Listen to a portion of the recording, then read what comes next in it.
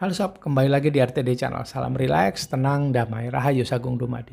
Saya berdoa agar kita semua bisa selalu masuk pada kesadaran jiwa tenang, bisa lebih lama berada pada kesadaran jiwa tenang, apapun kondisinya, dimanapun kita berada. Itu doa saya buat kita semua. Saya ucapkan terima kasih sekali buat sobat yang sudah nonton video ini, sudah nonton video-video lain yang ada di RTD Channel. Dan kalau belum subscribe, please ya, di-subscribe dan di-like, di-share, diberi komentar video-video yang ada di RTD Channel sehingga RTD Channel bisa makin berkembang. Ini adalah video kedua dari dua video hukum tindakan. Hukum tindakan ini adalah kalau nggak salah ya hukum kelima dari 12 hukum alam semesta yang sudah saya share di RTD Channel. Dan saya mulai sharingnya ya. Ini berarti kalau yang sebelumnya itu sudah sampai yang ke-7, sekarang ini saya share yang ke-8.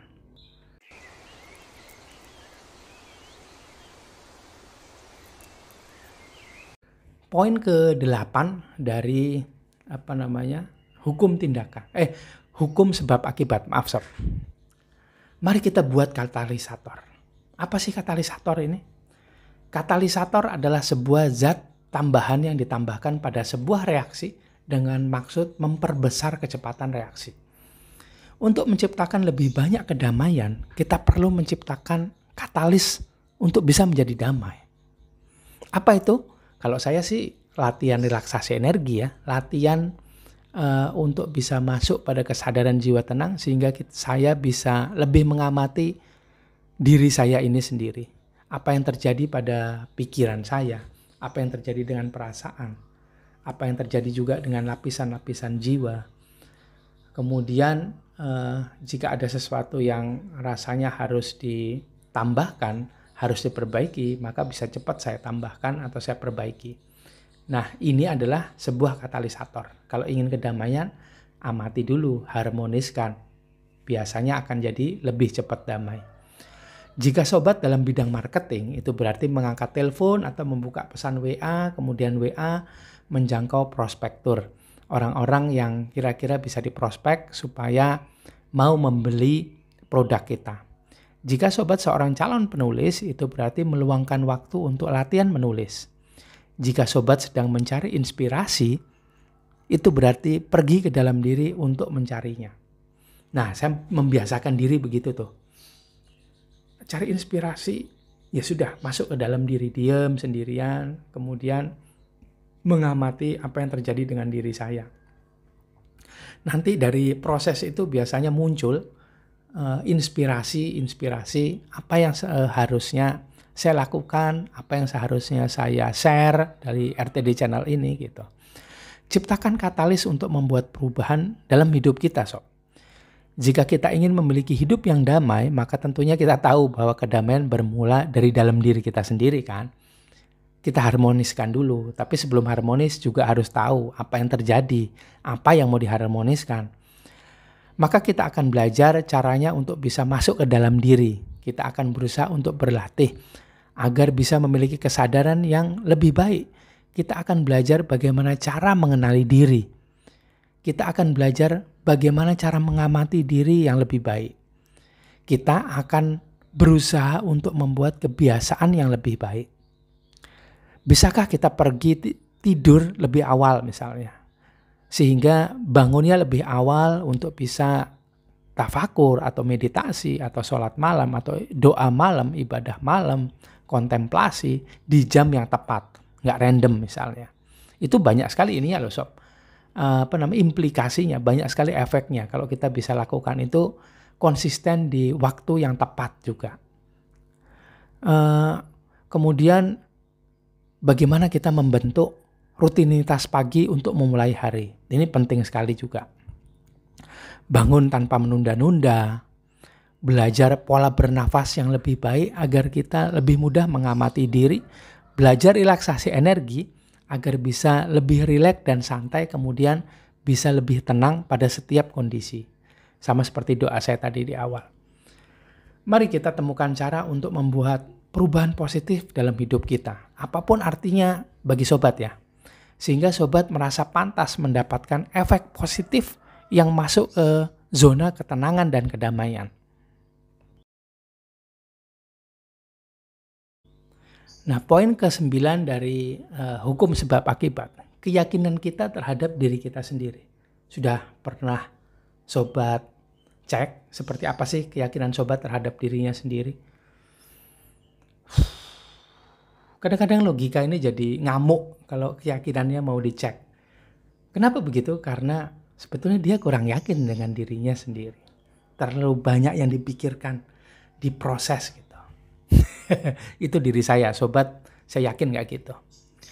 Realitas yang paling merendahkan dari hukum sebab akibat ini dan juga yang paling sulit dicerna oleh banyak orang adalah bahwa hidup kita saat ini adalah representasi dari cara kita memandang diri sendiri dan keputusan yang telah kita buat hingga saat ini, sob. Repot sekali ini. Diri saya ya, saya yakin sobat gak kayak saya. Kebiasaan yang kita tanamkan adalah penyebabnya. Realitas kita adalah akibatnya. Kita memegang kendali. Kita adalah katalisator. Pikiran, perasaan, atau emosi, atau emosian, energi yang bergerak. Dan perilaku yang kita alami itu menciptakan efek loh sob. Identitas sobat saat ini adalah apa yang sobat wujudkan. Siapa sobat adalah penyebab hidup sobat. Sobat memiliki kemampuan untuk memilih secara berbeda setiap saat loh.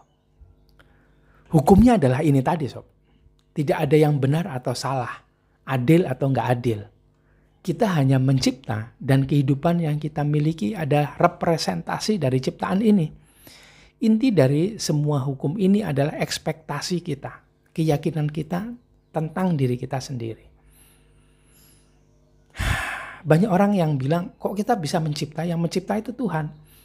Ya, karena kita adalah co-creator. Karena ada Tuhan di dalam diri kita yang membuat kita bisa hidup. Kemudian ada Tuhan juga yang memberikan kita panduan. Ini bukan soal salah atau benar. Ini soal jalannya sunatullah atau kehidupan ini berdasarkan hukum dari tentunya dari Tuhan juga kan.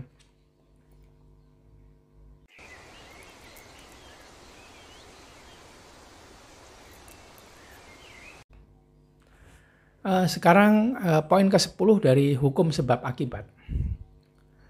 Karena hukum ini menanggapi keyakinan kita, wajar jika orang bertanya apakah mereka pantas mendapatkan trauma masa lalu atau apakah mereka menyebabkan trauma tertentu. Nah, kemarin-kemarin ini ada banyak orang yang bertanya tentang soal trauma, tentang trauma di masa lalu mereka. Trauma ketika mereka masih muda, masih kecil yang ternyata terbawa sampai sekarang. Sob. Keyakinan pribadi saya adalah bahwa jawabannya adalah tidak. Saya percaya ada sistem mikro dan makro yang berperan dalam hidup kita dengan makhluk makro yang berada di luar kendali langsung kita. Yang ditakdirkan untuk menjadi bagian dari pengalaman bersama yang lebih kompleks. Sedangkan skala mikro adalah hal-hal yang langsung berada dalam kendali kita yang bersifat individual. Salah satunya diri kita sendiri serta orang-orang terdekat kita. Trauma dapat terungkap sebagai bagian dari sistem makro yang berperan di alam semesta. Sebagai bagian dari rencana kosmik. Sunnatullah. Tetapi itu tidak berarti bahwa kita tidak memiliki kendali ya. Kita punya peran di sana sob. Ada free will atau kehendak bebas di sini yang bisa kita gunakan. Meskipun kita tidak dapat mengontrol sistem makro, kita dapat mengontrol respon kita terhadapnya. Bagaimana sobat menginternalisasi pengalaman masa lalu sobat? Atau sadar nggak sih pengalaman apa saja yang terjadi di masa lalu? Pernah tahu nggak bagaimana itu disimpan di dalam diri kita ini? Apakah sobat dapat bergerak melewatinya? Bisa nggak kita lampaui? Kita masih bisa membuat perubahan signifikan dalam hidup kita, memanfaatkan skala mikro dengan sengaja memilih pikiran, emosi, dan perilaku kita sendiri. Kita tidak dapat mengetahui mengapa begitu banyak orang mengalami peristiwa traumatis sebagai bagian dari rencana makro. tetapi kita dapat mengontrol bagaimana kita membiarkan pengalaman ini menciptakan efek baru dalam hidup kita pada tingkat mikro. Daripada berfokus pada trauma, sob. Saya juga punya trauma-trauma. Saya juga punya memori-memori yang gak enak di dalam diri saya. Tapi kalau saya fokus dengan hal itu repot. Jadi saya fokus pada bagaimana hukum ini dapat mengubah hidup saya saat ini menjadi lebih sadar dan lebih sadar akan reaksi saya sendiri terhadap apa yang ada di dalam diri saya tadi, trauma-trauma tadi. Apa yang dapat saya lakukan hari ini untuk mempengaruhi hidup saya dengan cara yang positif? Apa ya? Banyak yang saya lakukan. Coba sobat amati diri sobat sendiri. Nah, poin ke-11 dari hukum sebab akibat judulnya adalah pegang kendali, bangun diri kita. Pegang kendali, bangun diri. Bukan cuma bangun pagi. Ada banyak desain besar untuk hidup kita dan kita dapat memilih versi yang paling sesuai dengan kebutuhan kita. Kita dapat memilih realitas kita dan kita dapat memulai penyebab kehidupan itu. Contoh dari penyebab ini dapat terlihat seperti sobat mendaftar kelas relaksasi energi atau pembersihan energi negatif. Melamar posisi yang lebih tinggi di kantor, di tempat kerja sobat, kembali ke sekolah yang tidak sekolah lagi, atau menambah sekolah yang lain, sekolah jiwa, sekolah kehidupan, mengubah karir, nggak bisa tiba-tiba aja dilakukan ya. Kemudian meninggalkan hubungan yang toksik, pasti bisa, harus bisa. Sobat yang pegang kendali, ingat, jangan lanjutkan hubungan yang toksik sob.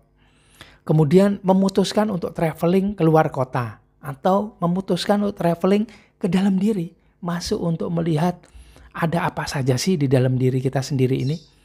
Pilihan ada di tangan kita sob. Dan hasilnya akan sesuai dengan usaha kita. Jika kita menginginkan kehidupan yang sama sekali berbeda, kita harus membuat beberapa perubahan besar. Sobat akan menuai apa yang sobat tabur. Kebiasaan dan gaya hidup positif ini adalah sebab ya, akan membantu kita menciptakan kehidupan yang kita inginkan. Dan ini adalah akibat. Sebab yang kita mulai di satu area akan memiliki efek riak di area yang lain dalam hidup kita juga. Jika kita mulai membuat perubahan positif dalam karir kehidupan kita, maka kita akan melihat pengaruhnya dalam hubungan kita, dalam kesehatan kita, dalam pikiran kita, dalam level spiritualitas kita sob. Ini adalah hukum yang memberdayakan, yang memberi kita kembali kendali atas diri kita, atas hidup kita. Ayo kita amati lagi diri kita sob. Kita lakukan relaksasi energi biar mudah masuk pada kesadaran jiwa tenang. Cari doktrin-doktrin sampah yang membuat kita tidak bisa mengambil peranan atas diri serta hidup kita sendiri. Ingat, Tuhan selalu bersama kita. Tuhan ada di dalam diri kita dan itu yang membuat kita mampu untuk lakukan ini sob. Relax, tenang, damai. Sadar, tenang, hadir sekarang. Selanjutnya poin ke-12 dari hukum sebab akibat. Judulnya adalah pemilik dan pembangun realitas hidup kita sendiri. Siapa? It state that life is happening for us, not to us. Life is happening for us, not to us. Kita menciptakan realitas kita sendiri. Jadi jika efeknya bukan yang kita inginkan, ubahlah sob. Jika kita yakin tidak punya waktu untuk melakukan apapun, itu adalah keadaan yang kita buat sendiri sob. Jika kita yakin akan selalu berjuang, maka kondisi perjuanganlah yang kita ciptakan. Jadi untuk mengubah hidup kita sob, coba ubahlah pikiran dan dunia batin kita sendiri. Atau dunia batin kita sendiri harus diamati. Kita lihat ada apa aja. Ada pikiran apa, ada perasaan apa, ada gerakan jiwa lapisan yang mana. Kesadaran jiwa tenang akan membantu kita untuk bisa mengamati diri termasuk pikiran dan perasaan kita sendiri, sob. Jika ada doktrin-doktrin sampah masuk pada pikiran kita sendiri dan menjadi sistem kepercayaan, maka buanglah. Gantilah dengan yang baru. Ini akan lebih mudah dilakukan dalam kesadaran jiwa tenang, sob. Nggak bisa biasa aja kita lakukan, kita amati, terus kemudian kita breakdown ada apa di pikiran serta perasaan atau lapisan jiwa. Susah sekali, sob. Ini akan lebih mudah dilakukan dalam kesadaran jiwa tenang, serta kondisi diri yang mulai terbebas dari pengaruh timbunan energi negatif. Ya, itulah beruntung buat sobat yang sudah mengikuti program pembersihan energi negatif ya, sob. Timbunan energi negatif yang kita buat sendiri akan sangat merugikan, sob. Menjauhkan kita dari kesadaran jiwa tenang, mendekatkan kita pada kontrol sepenuhnya logika yang penuh dualitas, baik buruk, benar salah, surga atau neraka. Intinya nih sob, perhatikan diri sendiri, perhatikan diri sobat sendiri, biar tahu seperti apa nantinya hidup yang akan datang. Atau mau dibiarkan random, mengacak aja sob? Tentunya enggak kan ya. Poin ke-13 ini sob, dari hukum sebab akibat. Pemantik sebab akibat ini judulnya. Untuk memahami segala sesuatu yang terjadi di luar, cobalah untuk bersama diri sendiri dan biarkan pemahaman itu muncul dengan sendirinya. Jangan mencoba untuk memahami, tapi biarkan pemahaman itu datang kepada kita. Kalau kita berusaha, nanti logika ini mencari-cari, membuat-buat dari persepsi kita sendiri. Tapi biarkan aja pemahaman itu tiba-tiba muncul dengan sendirinya. Mungkin itu bisa berarti bahwa jiwa kita ini yang memberikan pemahaman atau namalah navigator yang ada dalam diri kita, sob. Hidup adalah sebuah proses yang berasal dari tindakan kita sendiri dan tak melenceng jauh dari seperti apa tindakan kita. Ketika semua tindakan fisik berakhir, malah kehidupan ini mulai terjadi, sob. Kok bisa begitu ya? Ini tidak berarti seseorang tidak boleh bertindak, tetapi ide dan pemahaman tentang diri sendiri tanpa mengenal pikiran dan jiwa yang disadari, yang melakukan suatu tindakan tanpa disadari, harus dibuang jauh-jauh. Harus kita biasakan diri kita sendiri. Harus kita tetapkan satu titik tujuan bahwa kita harus berusaha untuk bisa menjadi lebih sadar. Dan usaha untuk bisa mempunyai kesadaran ini harus kita lakukan dengan konsisten, dengan istiqomah. Seni menjalani kehidupan akan mulai muncul manakala kita bisa menjalani kehidupan dengan kesadaran. Ada energi spiritual yang aktif dan mencerahkan jiwa serta membuat jiwa masuk ke dalam kesadaran jiwa tenang. Dan dalam kesadaran jiwa tenang, pikiran pun mulai bisa disadari dan selanjutnya dikendalikan atau diarahkan setelahnya. Kekuatan hati dan kekuatan pikiran bisa dimanfaatkan dengan baik, sob. Hadirnya kesadaran membuat kita terhubung dengan proses kehidupan yang sangat alamiah.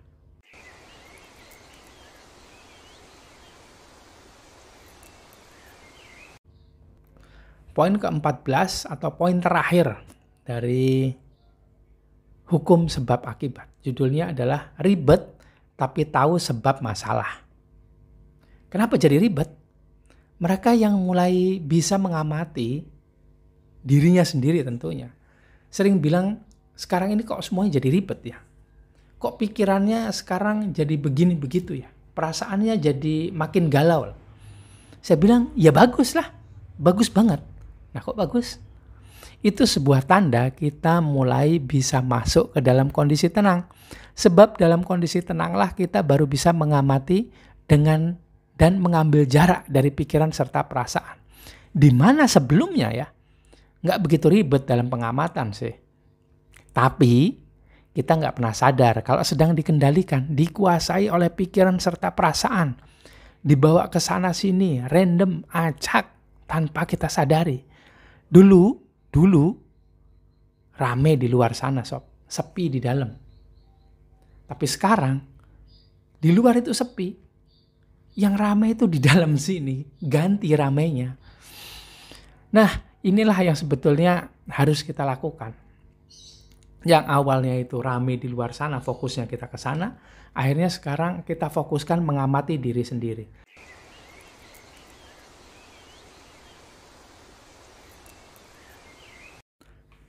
Nah, inilah sebetulnya yang harus kita lakukan, Sob. Membuat keribetan yang ada di sana, membuat keramaian yang ada di luar sana, tapi sepi di dalam sini. Seolah-olah kita tenang dan damai, bahagia gitu ya. Tapi padahal kita nggak bisa mengamati diri kita sendiri. Kalau kita terbiasa relaksasi energi, terbiasa masuk pada kesadaran jiwa tenang, diri kita ini mulai bisa diamati. Akhirnya kita jadi fokus ke sini. Fokus mengamati apa yang ada di dalam diri. Tahu makin lama makin detail. Ada detail-detail apa saja yang ada di dalam diri kita. Nah, setelah itu baru mulai kita bisa atur. Baru mulai bisa kendalikan dunia mikro kita. Sehingga dunia makro yang ada di luar ini pelan-pelan juga bisa mulai berubah. Nah, gitu aja sharing saya kali ini di hukum sebab akibat. Selanjutnya saya akan lanjutkan di hukum yang selanjutnya. Mungkin hukum kompensasi kali ya. Tapi kita coba lihat nanti. Terima kasih buat sobat yang sudah nonton video ini. Terima kasih buat sobat yang sudah subscribe, share, komen, dan like video-video yang ada di RTD Channel. Yang belum, please ya. Please like, comment, subscribe, dan share video-video yang ada di RTD Channel sehingga RTD Channel bisa makin berkembang. Saya minta maaf kalau ada salah kata, salah ucap di video ini ataupun video-video yang lain. Terima kasih sekali sudah menonton. Kembali lagi di video selanjutnya. Salam rileks, tenang, damai, rahayu, sagung dumadi.